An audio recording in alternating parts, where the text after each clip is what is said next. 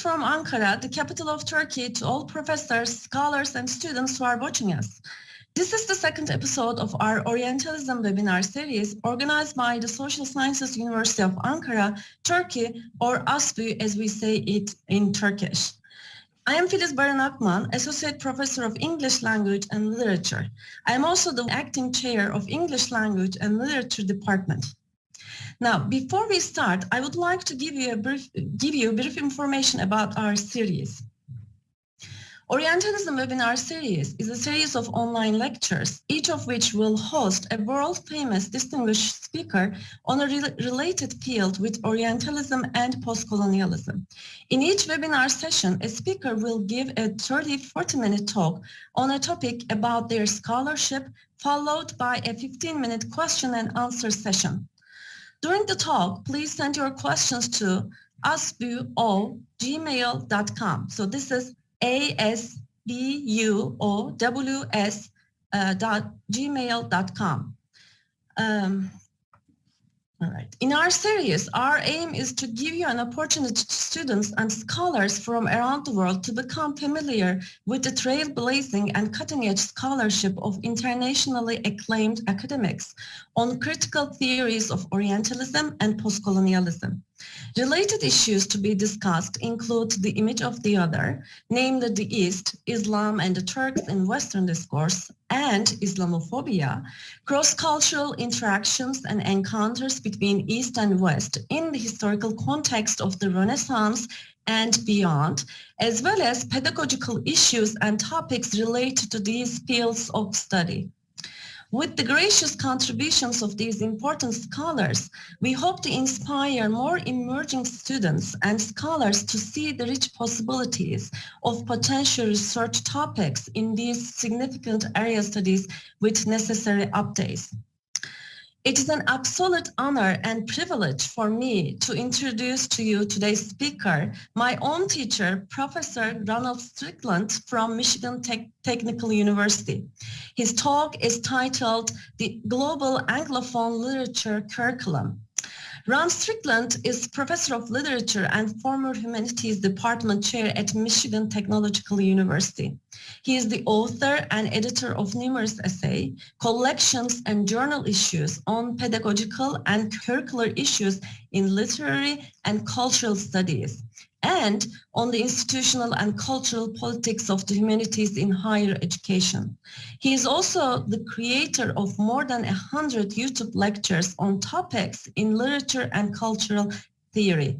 He co-edited with Christopher Newfield the collection After Political Correctness, the Humanities and Society in the 1990s.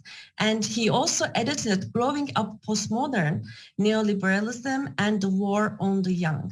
He was the founding co-editor also with Christopher Newfield of Meditations, the journal of the Marxist Literary Group. In 2018, he was the guest editor of a special issue of the journal Humanities entitled Saving the Humanities from the Neoliberal University. He formerly taught at Illinois State University, where in 2005, he co-directed with Ron Fortune a National Endowment for the Humanities Summer Institute on teaching Shakespeare with textual variants. He has a wide range of international experience as a scholar, teacher, and administrator. In 1996, he was a participant in a National Endowment for the Humanities Summer Institute on Literature and the Modern Experience in Africa at the University of Ghana. His publications have appeared in journals published in Asia and Europe, as well as the United States. He has been a Fulbright Senior Scholar at Moldova State University in Chisinau and a visiting professor of English literature at Sririnagarindhirod University in Bangkok. As an administrator, he has established cooperative agreements for academic exchange and recruitment of students with universities in Cameroon, China, Chile, Chile, France, Germany, Ghana, Thailand, and Uruguay. As a result of his direct outreach efforts, dozens of students from these countries have pursued postgraduate studies in the United States, and several American students have had postgraduate internships abroad. Before I leave the floor to the professor, I would like to relate a personal anecdote very much related to the topic of today's lecture. This anecdote, I should say, played a decisive role in forming the path of my future studies in English literature. Almost 15 years ago, so you are going to, guess my age, by the way. Beyazıt, my husband, also my colleague, and I started our MA studies in Illinois State University as two young Fulbrighters to the US. We had the great luck to take a graduate class titled 16th and 17th Centuries British Literature with the professor, in which we studied a canonical work of English literature, Milton's Paradise Lost. Though the work was a canon, the way we approached it was not. In our readings, we not only looked at the works from a cultural studies viewpoint with a focus on class and historical context, but also had interesting discussions in which we talked about the allusions to Islam and the Ottoman Sultan and the Turks in this text. That moment onwards, we realized that there is a fresher perspective to adopt for our careers, which would eventually introduce us to the works of Edward Said, Orientalism, and postcolonial studies. Professor, now maybe you will not even remember this, anecdote, but we are so grateful to you for leading us towards this end. So today, it's an exceptional honor for me as a student of you to welcome you and have you as a speaker in our Orientalism webinar series. Once more, I would like to thank you from the bottom of my heart for your time and expertise and scholarship, Professor. Now the floor, but I should say, the screen is all yours, Professor. Thank you, Felice, and thank you so much for that very gracious introduction.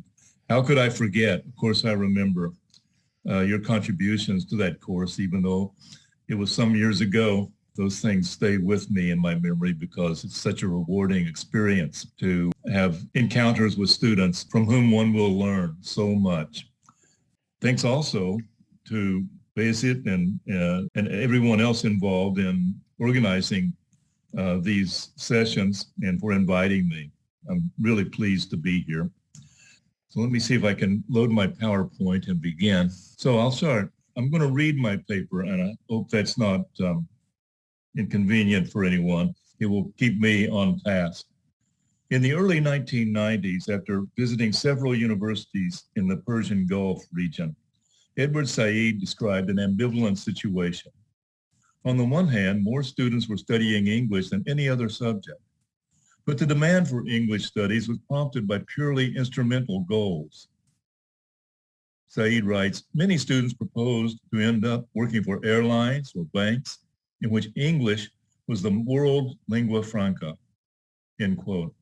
This pragmatic vocational motive for English studies, he concludes, all but terminally consigned English to the level of a technical language, stripped of expressive and aesthetic characteristics, and denuded of any critical or self-conscious dimension. Well, I want to begin by adding some historical context to Said's remark about the lack of expressive and aesthetic characteristics and the lack of a critical or self-conscious dimension in what we might call neoliberal literary studies. Throughout the 20th century, literary studies helped to prepare growing numbers of citizens for democratic participation in the public sphere of the modern nation state. In the latter half of the century, literary studies became closely linked with feminism, anti-racist and post-colonial politics, and other progressive modes of critique. But in the current moment of neoliberal globalization, all of these progressive dimensions of literary studies are being undermined, partly a symptom of the postmodern redundancy of those modern nationalist projects, and partly a symptom of the neoliberal imperative to subject all areas of social experience to the logic of the marketplace. Nonetheless, neoliberal vocationalism also brings us a broader audience of students. a student cohort that reaches beyond the ostensibly avocational and nationalistic boundaries of traditional literary studies. My suggestion here will be that we should embrace or at least accept neoliberalism's vocational imperative and seize the opportunity provided by the transnational scope of neoliberalism to engage all of our students in the kind of expressive, aesthetic, and self-consciously critical experience that Edward Said found lacking in his observation above. The question is, how do we do that? One place to begin is with the curriculum, and I'll suggest some specific guidelines for rethinking nationalist literature curricula in a few minutes. But first, I want to establish the nexus among neoliberalism, vocationalism, nationalism, transnationalism, and literary studies. In various ways, economic globalization has weakened the nation state as a framework for democratic agency, as national structures are subordinated to the needs of corporate business. For example, late capitalism depends upon the control of labor migration regulated by the borders of nation states. But this is not merely a matter of sealing off borders. It means restricting migration of workers in some cases and encouraging migration in others. In some instances, global capital takes advantage of local constraints on wages and working conditions to suppress labor costs. In other instances, highly educated workers are encouraged to migrate, causing brain drain problems in developing economies and yielding a windfall benefit to developed economies that underinvest in their own educational systems. What's consistent in all of this is that the system privileges property rights over human rights and capital development over human development, and in many cases, transnational capital development, even over national development. Neoliberal vocationalism in higher education poses challenges to traditional literary studies, but neoliberalism and globalization depend upon some version of literary studies as preparation for jobs that require high levels of critical awareness, communicative competence, and some kind of cosmopolitan perspective. That cosmopolitan perspective is a critical discursive site for intervention. So let me elaborate it before I go on. The term cosmopolitanism may evoke associations of elitist and Eurocentric traditions, but scholars like Gerard Delanty have argued for a new cosmopolitanism from below, or a critical cosmopolitanism in non-elitist and non-Eurocentric terms. Delanty elaborates 4 dimensions of critical cosmopolitanism. First, cultural difference and pluralization are seen as positive ideals. Second, centers of authority and power are dispersed. Third, borders are blurred by new transportation and communication technology. And fourth, political community is reinvented on a global scale. At its best, critical cosmopolitanism promotes the ideals of civic humanism that higher education traditionally promoted at the national level. It promotes democratic agency in a post-national world. Critical cosmopolitanism can be nurtured by a global Anglophone literary studies that relates local and national culture to transnational context without subsuming the local under the global.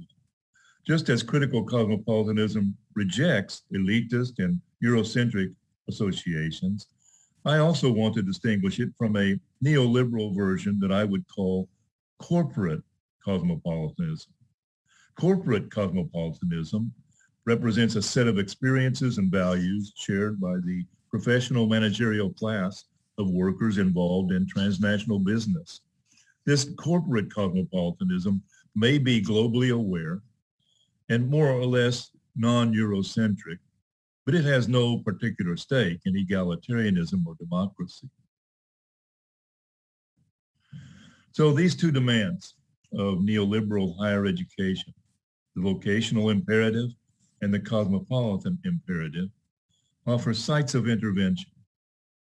What is needed is a kind of Anglophone literary studies that could nurture a democracy of the multitude, as envisioned by Antonio Negri and Michael Hardt. A democracy of the multitude would be based on a citizenship of the global common that confers the right to work anywhere, to live anywhere, to work as creatively and productively as one's capacities allow. A democracy of the multitude is imaginable and possible, Negri and Hardt write, only because we all share and participate in the common.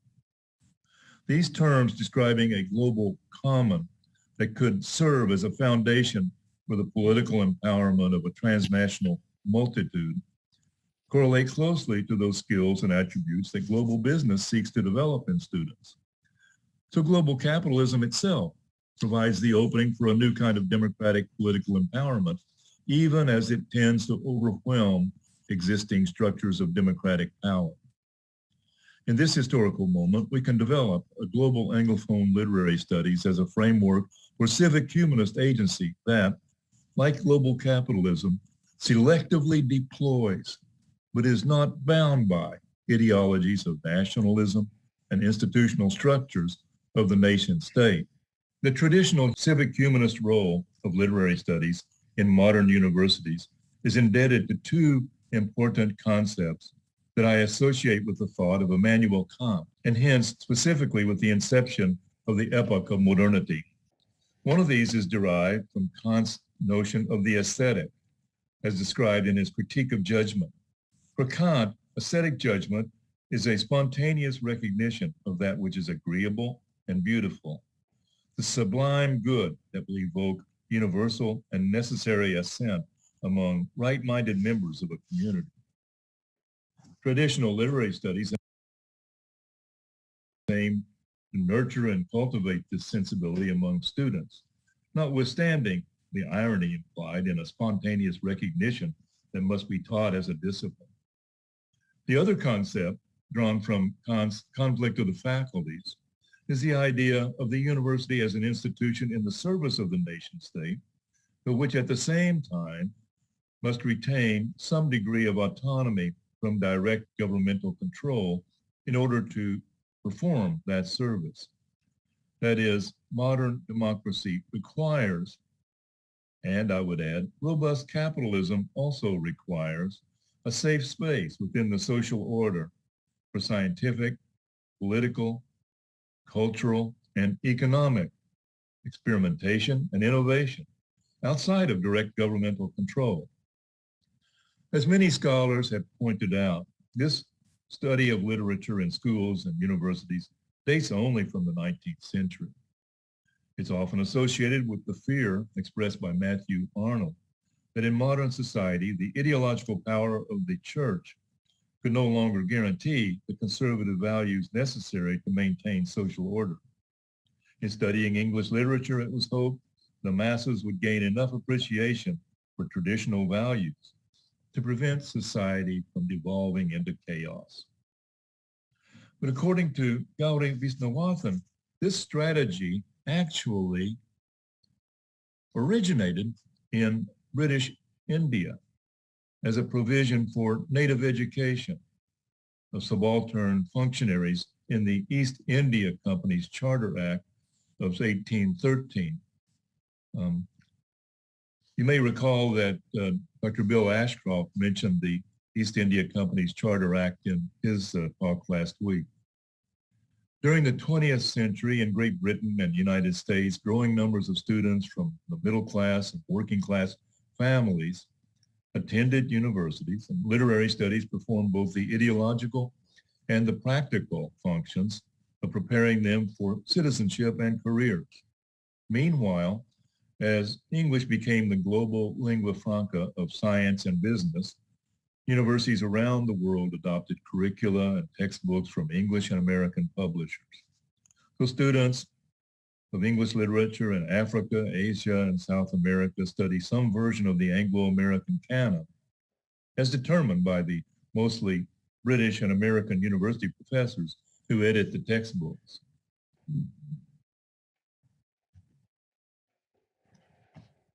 When, in the aftermath of independence, the Kenyan writer and scholar Ngugi wa Thiong'o argued for the abolition of the English department at the University of Nairobi, his logic was absolutely compelling. Why should university students in the newly independent nation state of Kenya continue to study the national literature of their former colonizer, Great Britain, rather than to cultivate their own national literature in their own indigenous languages? Ngugi was right to recognize that the development of an aesthetic sensibility in an atmosphere that is relatively autonomous and relatively free from direct external political control is a core function of literary studies. Still, from our current vantage point, and perhaps even from the perspective of 1970s realpolitik, Ngugi's logic was self-defeating. His argument was embedded in the logic of high modernity, the logic of discrete nation states and national cultures, the logic of a moment before the postmodern advances in transportation and communication made the world a smaller place.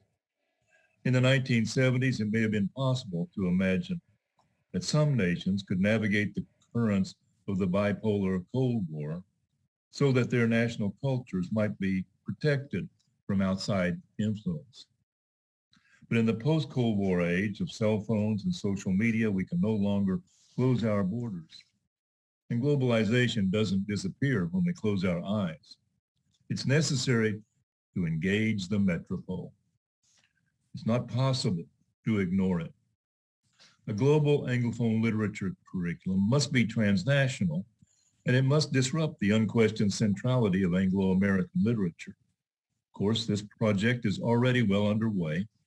In response to the challenges of postmodern theory, identity politics, and globalization, the Anglo-American literary curriculum has been supplemented by writings from post-colonial, subaltern, and non-Western writers.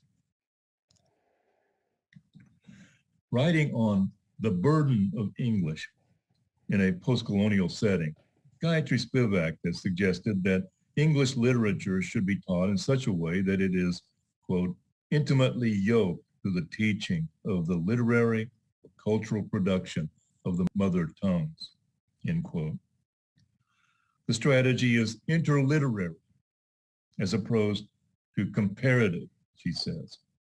And quote again, in the presence of long-established institutional divides and examination requirements, it's important to see the alien text of the metropole and the familiar text of the mother tongue, each as a product of an epistemic system. And to stage collisions, for example, between writers like Kipling and Tagore. She goes on to write, nonetheless, it would constitute a self-defeating retreat from globalization simply to replace the Anglo-American canon with a local or a subaltern literary canon. As she stated emphatically on another occasion, and I'll quote a longer passage here, unfortunately, material reasons, as well as a not unconnected devotion to English, have produced a lowering of interest in the production and consumption of work in the regional languages of India. On the other hand, I think we cannot undermine our current excellence in the study of English, throw away something that we have developed over the last few centuries because of this situation. The real solution would be to find ways of supporting a comparative literature of Indian languages rather than jettison the exquisite literature of global English today. Well, in today's job market, according to Bruna Martinuzzi, writing in a 2013 post on American Express's internet forum, she writes, English majors are the hot new hires. English majors, she argues, are highly sought employees because English majors excel in 4 specific skills. They have oral communication skills, they have writing skills, researching skills, and critical thinking skills. These are familiar vocationally oriented goals of English studies. But then Martinuzzi adds to these skills a distinctively avocational attribute of the English major, empathy, citing a study showing that frequent readers of fiction have higher levels of cognitive empathy, or the ability to understand how another person feels. Martinuzzi concludes that when you hire an English major, you're likely hiring someone who brings cognitive empathy to the table. Well, reducing the cultivation of empathy through English studies to such specifically practical and instrumental and commercial terms may strike the humanist reader as a rude violation of the uneasy compromise between vocational and aesthetic goals of English studies. Still, even a backhanded compliment is welcome. Is it the case that unavoidably, along with skills of oral communication, writing, researching, and critical thinking, literature students will develop heightened capacities for empathy? Is this a potential threat to the vocational imperative of neoliberal higher education? Empathy, she writes, is the oil that makes the machine of business run smoothly. Is empathy such a threat that business interests need to contain it by claiming empathy as their own agenda, by guiding the empathy in a certain direction? Terry Eagleton once observed that modernist literary studies taught students to be, quote, sensitive, receptive, imaginative, and so on, about nothing in particular, end quote. Martinuzzi would probably approve of this function, but her attempt to claim cognitive empathy for vocational ends is a signal that literary studies can be a site for democratic agency against the grain and from within the structures of neoliberal globalization. Literature, as I'm using the term here, is a distinctively modern phenomenon. And every society that participates in economic globalization has some relation to the experience of modernity. Therefore, a self-conscious recognition of the role of literary texts and literary studies in modernity should be able to provide a broad framework for a literary curriculum not bound by criteria such as nationality of authors or presumed aesthetic value abstracted from political and historical considerations. Consider, from a generic perspective, the novel is a specifically modern art form. Novels are made possible by the material conditions and mode of social organization of modernity. They require mass literacy, industrial production and distribution of printed text, and typically urban bourgeois reading audiences. Novels also engage some of the recurring issues of subject formation in modernity. For example, psychological novels develop interiorization as an art form and portray typically modern struggles such as alienation and isolation. The Bildungsroman, or novel of the formation of a young person, is an invention of modernity that resonates across different cultures. But it's not a typical form of artistic expression or concern in pre-modern narrative. Issues of subject formation, class consciousness, race, and gender identity are modern themes, as are narratives of colonial encounters and anti-colonial struggle. And yet, consider the novels listed on this slide. 14 novels on the current syllabus for the Indian Civil Service exam. The list is divided into two categories, before and after 1900. All of the authors are British, except for Mark Twain, V.S. Naipaul, and Raja Rao. It's a good list. It's probably an effective tool for sorting out applicants for civil service careers. But it's exactly the kind of Eurocentric, traditional, nationalistic canon that I've been arguing against. If we seek to prepare students for global citizenship in the 21st century, we can do better than this. The point is simply that the work studied should be in dialogue with each other, as Gayatri Spivak said, in the context of a community that is not bound by traditional hierarchy of center and periphery. I think that community is emerging as a consequence of economic globalization and I think it will have to flourish if global capitalism continues to evolve.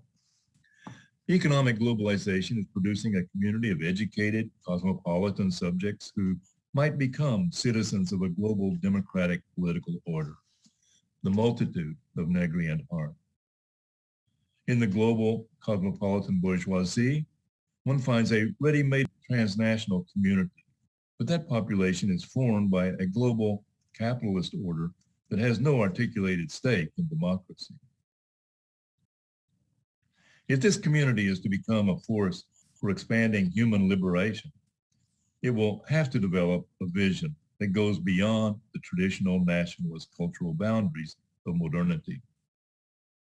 Ironically, as a practical matter, the consumerist character of the global Anglophone professional managerial class provides a foundation for building a global Anglophone literature curriculum. Given the problems of teaching literature in a post-literate epoch, in which reading for pleasure is no longer widespread and valorized, an effective canon would prominently consist of works of recognized literary merit that have already been adapted into films and other digital formats for wide global distribution. Such works are already transnational and already have demonstrated relevance to popular audiences. There's some danger that such an approach would lapse into a consumerist popularity contest of lowest common denominator standards. But this tendency would be mitigated by the inevitable inclusion of existing canonical works from the Anglo-American, post-colonial, and non-Western Anglophone traditions that have been adapted for broad distribution through film and other media forms. So, down to the choice of text. At this point, it will be useful to present some tentative examples. What comes quickly to mind are the literary texts written from the periphery that intersect with canonical metropolitan texts. Examples would include Jean Rhys' The Wide Sargasso Sea, which can be read as a post-colonial response to Charlotte Brant's Jane Eyre, or Aimé Césaire's A Tempest, which demands to be read as an anti-colonialist riposte to Shakespeare's The Tempest. These texts have become so prominent in their own right that by now it seems almost irresponsible to teach Jane Eyre or Shakespeare's The Tempest without reference to Rhys or Césaire. But strategically, some works don't travel as well as others, and this has nothing to do with literary quality. Consider, for example, two novels that are widely taught in English literature courses around the world, Mark Twain's Huckleberry Finn and Joseph Conrad's Heart of Darkness. I have to wonder what kind of meaning is made from the requirement of reading Huckleberry Finn on the Indian Civil Service examination. Huckleberry Finn is one of the pillars of the American literary canon. The book has lasting popularity and it has a formative influence on subsequent American literature. It treats the theme of racism, a socio-political issue that threads through American history from the colonial era to the present day. Furthermore, the text is a model Bildungsroman, and it's recognized for its achievement of formal stylistic innovation, for its liberal use of slang, and for its first-person limited perspective narration by a child protagonist. For all of these reasons, it would seem to be an obvious choice for inclusion in a literature curriculum. But on the other hand, the book's centrality to the American experience comes at the expense of making it less accessible to an international audience. The colloquial style is difficult. The theme of late 19th century American racism is distinct enough that it doesn't automatically resonate with readers from other cultures. And while there have been film adaptations of the book, none of these have gained critical favor or widespread popular success. In fact, the book is rather difficult to teach outside of the United States and increasingly difficult as time goes on to teach within the United States. So despite its obvious importance in the history of American literature, Huckleberry Finn might be better left out of a global Anglophone literature curriculum, or at least left for advanced students. Now, let me contrast the choice of Huckleberry Finn with another novel from roughly the same historical moment, Joseph Conrad's Heart of Darkness, which shares much in common with Huckleberry Finn. Structurally, both novels employ the narrative of adventure as a plot device, even to the point of featuring river voyages prominently. Both novels develop an ironic critique of modern society through the perspective of an ostensibly naive narrator. Both novels invoke the tradition of Bildungsroman. Although Marlowe, the protagonist of Heart of Darkness, is no longer young, the novel documents his loss of innocence as he encounters the corrupt ethics of the modern business world. Thematically, both novels treat the issue of racism, though neither text is as much concerned with the liberation and or fair treatment and understanding of Black people as it is with a critique of the cancerous effects of racism on European and American societies. But Huckleberry Finn treats the issue from a narrow, distinctly American perspective, while Heart of Darkness embeds it in the context of capitalism and colonialism, both of which are more central issues than race in the novel. Heart of Darkness threads the analysis of acquisitive territorial expansion, conquest, exploitation, colonialism, and capitalism over 2 millennia, to ancient Rome's conquest of Britain, then across geographical space from England to Belgium, along the coast of North Africa, and finally to the Congo. So if I were considering which of these 2 novels to include in a curriculum or on a syllabus for global Anglophone literature, based on thematic considerations, my choice would be Heart of Darkness, simply because it has a more global, cosmopolitan frame of reference. But aside from thematic considerations, I would also take into account practical considerations, such as access and currency. Here again, Heart of Darkness has an edge. Twain's use of colloquial slang in Huckleberry Finn was an important aesthetic innovation, and it is powerfully effective as a formal strategy in the novel. But the colloquial dialogue makes the novel difficult to read even for contemporary American students, and no doubt much more difficult for non-Americans. So again, with this elegant standard English prose, Heart of Darkness has an edge. But by access and currency, I mean something more than how easy it is to decode literary prose. It's more important that a prior awareness of the text is relatively widespread. This may be manifest through film adaptations, for example, but also through the text's influence upon or participation in a cultural meme that has wide global currency. Although Huckleberry Finn has been adapted on film, the adaptations have not been notable and have not had wide distribution. Heart of Darkness, on the other hand, was adapted as the basis for one of the most widely acclaimed films of the 20th century, Apocalypse Now. This gives the novel greater potential currency among a transnational audience, and the fact that Apocalypse Now relocates the narrative from European intrusion into Africa to American intrusion into Southeast Asia actually enhances this aspect of the discursive ensemble with which to engage our students. Critical controversy can also factor into the decision which text will be most relevant for a global Anglophone literature curriculum. In this comparison, both of these texts have been the subject of controversy around the issue of racism. I'll pause here from my prepared text just to say that controversy, as I'm thinking of it, is quite often a good thing, a productive dimension of literary studies. Well, Huckleberry Finn has been banned from inclusion in many high schools in the United States because of its inclusion of a racial slur. On the other hand, Heart of Darkness was the subject of a landmark anti-racist critique by the Nigerian novelist Chinua Achebe. Whether or not we agree with Achebe's critique, it opens a dialogue that expands the transnational and transhistorical reach of Heart of Darkness. Well, much more could be said about these examples and about other similar pairings and ensembles. My point here is not to make a definitive claim about canonical boundaries, but to suggest the kinds of premises and questions that should guide the development of a global Anglophone literary studies. With this implicit claim to represent, in Matthew Arnold's words, the best which has been thought and said and its structural division into chronological periods. The traditional Anglo-American curriculum evades questions of power and affirms the imbalance between so-called mainstream and marginal texts. By contrast, the global Anglophone literary studies should disrupt this residual power imbalance and reject its implicit claim to self-evident status. And that's my conclusion. Thank you.